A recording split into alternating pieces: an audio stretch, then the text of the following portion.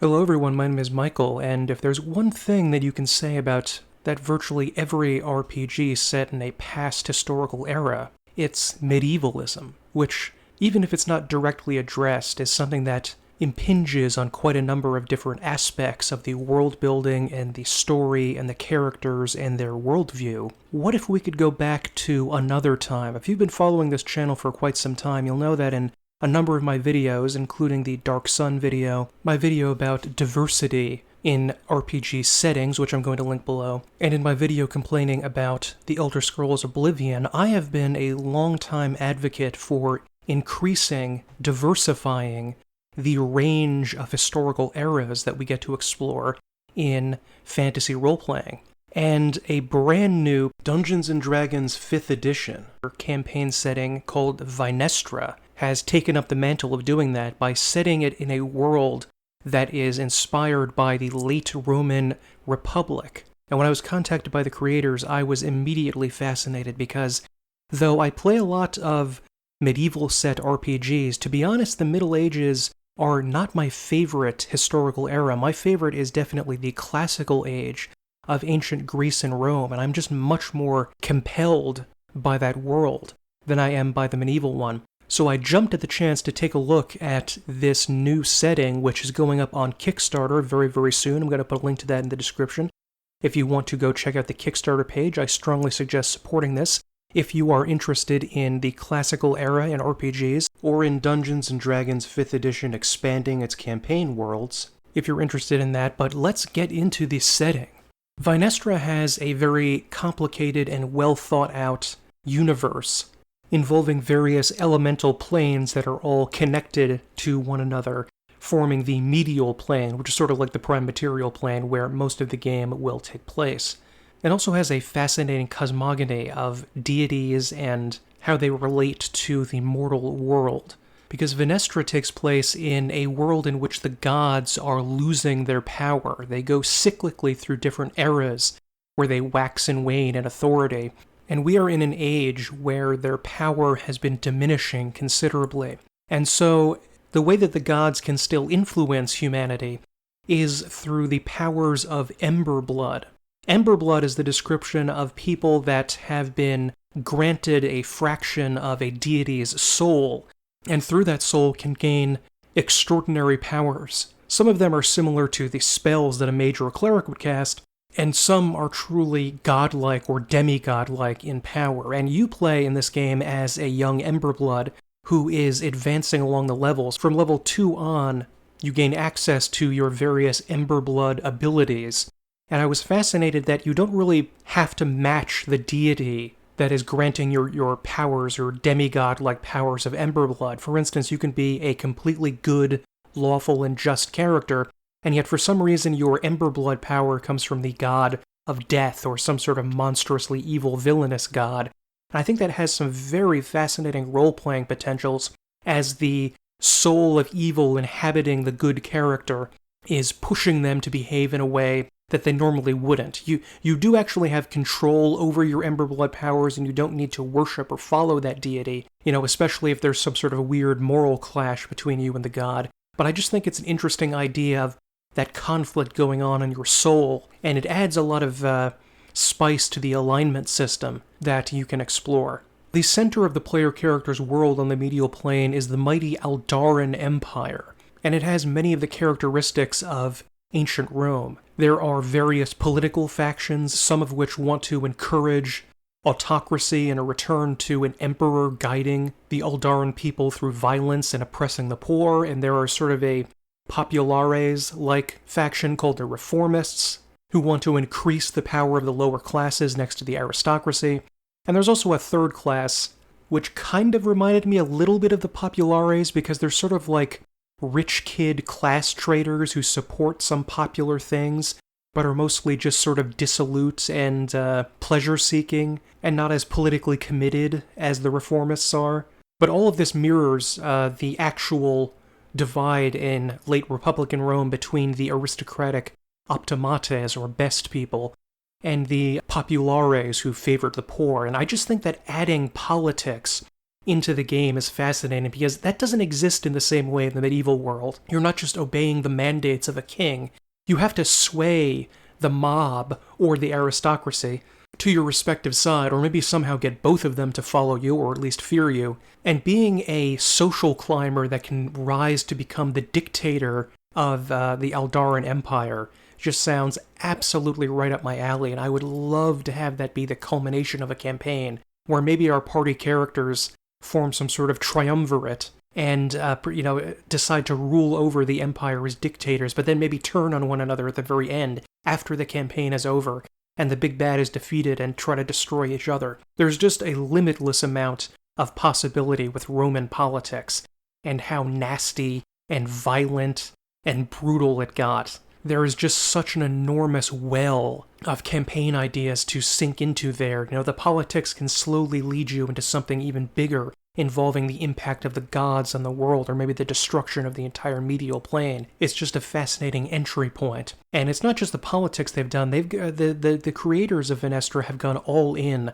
on the Roman world, and they even have a section in the book I was very impressed about, detailing Roman food, or Aldaran food, which is based on Roman food, of course. And that hit me right in the, I was going to say heart, but actually hit me right in the stomach, because that just sounds like a exquisite attention to detail that is going to be present in this world of feuding ancient Roman factions.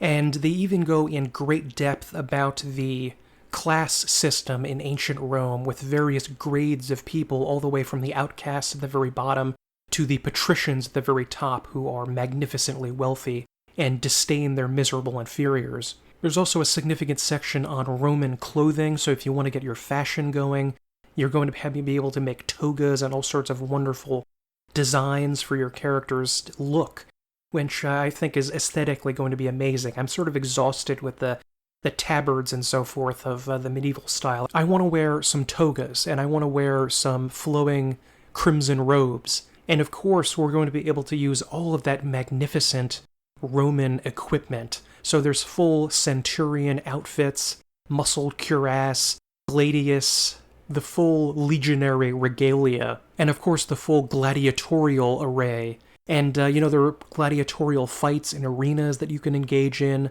The entire setting just looks beautiful, and it's just a gigantic wealth. And I was really impressed by how much love and dedication they have for the ancient Roman world and that setting. The Aldarans, like the Romans, are also great cultural assimilators, so there's an entire empire worth of conquered peoples that you can go and explore, but still be within the Aldaran system and use their same money, speak the same language, just have a different cultural setting around there. So I think there's an almost infinite number of things that you can do within the Aldaran Empire itself. But you might be able to go outside of it, along with the Aldaran legionaries, and war against the various barbarian groups outside of the Empire. Or, that would be a perfect campaign for Vynestra, is there is a massive barbarian invasion, like the Teutones and the Cimbri are about to invade, and the entire empire is thrown into turmoil, armies are destroyed, cities are sacked, and, a group of heroes have to come together and finally fight back against that and see what they can do against this brutal onslaught of savages. If you've watched my Dark Sun video, you also know that I'm fascinated with the social evils of the past that I think don't get brought up enough in RPG settings.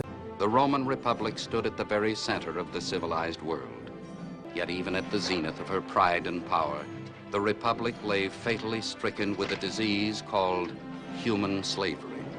And of course, one of the things that can be brought up in an ancient Roman setting like the Aldaran Empire is the hideous, servile nature of millions of people who are effectively slaves or serfs to the Aldaran nobility, and you can work yourself up like you could in Dark Sun as a slave who maybe wins their liberty in the arena and then goes on to lead a Spartacus-like rebellion against the Empire, or maybe serves the Empire like a number of barbarians did who won their freedom. I also noticed they even made a mention at one point of the Aldaran baths.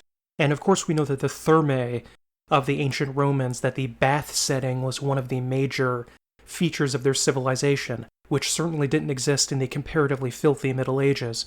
What if you set a Vynestra campaign during the Antonine Plague, or something similar to it that the Eldarans had to face. And one of the things about ancient Roman baths that is often forgot is that they were perfect incubators for disease. So a bunch of people getting naked and rolling around in the same hot water for hours may have been one of the reasons why so many diseases ravaged the empire during the later imperial era. So what if you were investigating one of these plagues and some sort of cult was planting them in the baths and causing people to get sick, and the entire city was dying off and you have to find the cult and stop it? Like I said, there's just an immense amount of stuff that you can do with the ancient Roman era that I think is just waiting to be tapped. That's a lot better than the overexhausted medieval era. Social status, for instance, has a major part to play in Vynestra because the Eldarans have, like the Romans, various levels in their society, and they will only speak to you or speak to you in a certain way if you have been part of a certain social group. It kind of reminded me a little bit of Daggerfall in that way, where you can choose to speak to someone in a haughty manner or an angry manner or in a working class sort of manner. So I think it's going to make for some interesting conversation choices. You're not just going to go up to somebody and say, "Hail, let's talk." You're going to have to determine what social rank they belong to by looking at their clothing, what social rank you belong to, and how they would properly interact with one another, if you should be respectful or demand respect in turn. And you can integrate, by the way, little Latin phrases in there, which I think add there's an amazing amount of spice to this game, and that I think would make for a really fun gameplay session, where you could really just sink into this world with a lot of different features to immerse you. And it's not all just humans, this is still a fantasy setting, and there are various types of elves that you can play as: wood elves, snow elves, sand elves. There are a bunch of different dwarves. You can play as a tiefling. One of the things I noticed is that you can actually play as a Dhampir, like Vampire Hunter D, which, if I were going to be playing some Vynestra, I would 100% play as a half vampire, because I'm obsessed with vampires, and I think that's amazing. So all of the stuff in the Tolkien-esque fantasy stuff is all there, just in the weird, comparatively unused, I should say, Roman analog setting of the Eldaran Empire. Mages in the Eldaran Empire are actually highly respected.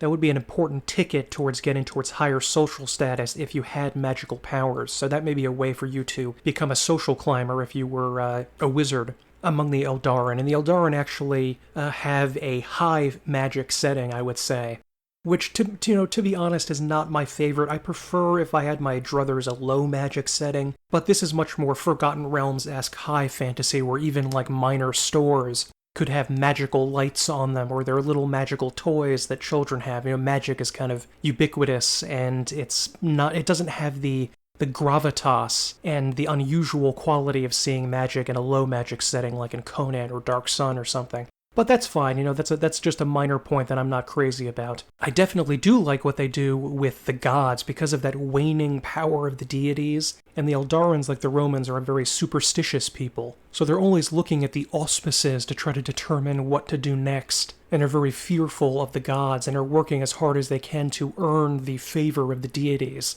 So being a servant of one of the gods is another way to gain social status. And turning back to the Ember Blood ability, having an ember is immediately apparent because you get these glowing tattoos on various parts of your body, which actually reminded me of the tattoos in Shin Megami Tensei Nocturne, now that I think about it. But your ember abilities can be affected in a variety of ways, so you could char your ember, which means make it more powerful at the cost of damaging your body with burns.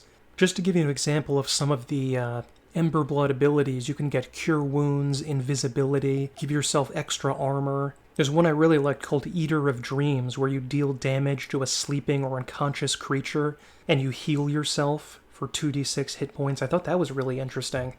To be like an Eater of Dreams, vampire, Ember Blood, that sounds pretty cool. There's also an eerie ability in the game involving something called Dusk, which is a corrupting form of magic stemming from the primordial of fire's decaying soul. It is known to destroy the souls of those who encounter it. However, Dusk can be used to create something called a Dusk Tech, which adds a completely unexpected and out-of-left-field steampunk element to the game, where you can have airships or trains even in the game. So depending on how you want to go with the Dusk Tech, you could drastically shift how the Empire actually functions. The ancient Romans did briefly develop steam engine technology, but they didn't know how to properly utilize it, so there was never an industrial revolution in ancient Rome. But that's sort of the great what-ifs of history. If the Romans had somehow been able to do that, what would have changed in world history? That would have been really fascinating. And while ancient Rome is a major source of inspiration, it also claims to have modern Venice as one of the inspirations. And if you wanted to set it in a more late medieval, early modern version of a Venetian city-state type era, with galleons or maybe even steam-powered vessels and airships that looked like Leonardo da Vinci's designs, you could do that as well. And all of this dusk technology originated about a millennia ago, when the New Age began, as younger demigods began to stoke the flames of the dying world and rose as the new rulers of the medial plane. This event was known as Duskfall, and now these same demigods that once rose to such Olympian heights are beginning to fall once again. And it's up to a new era of demigods, or maybe even of humans, to rise up and rule over the world. But I'm going to leave it here. I think that this is a fascinating setting. I don't have much experience with the 5th edition of Dungeons & Dragons, but I'm definitely going to go to their Kickstarter page and support it. Remember, I'm going to link the Kickstarter down below if you want to go support that too. And there are also some of the preliminary Vynestra setting PDFs that they were kind enough to share with people that I'm also going to link below that you can go take a look at if you want. They have the basic campaign setting book that I've been looking at here, and also a short adventure called Roots of the Grapevine, which seem to involve goblins and the wine production industry in ancient Rome, which is, fantastic. I want to check that out. And tell me what you think of a classical setting for a role-playing game. Tell me what you think of Vynestra as I've described it. What you think of the fantastic art that I've included here that I think looks excellent, and if you plan on going to Kickstarter and supporting it. So I would once again like to thank the developers of Vynestra for mentioning this to me. I'm definitely going to support it on Kickstarter, and Vynestra looks amazing. Tell me about it. Thank you very much and have a good night.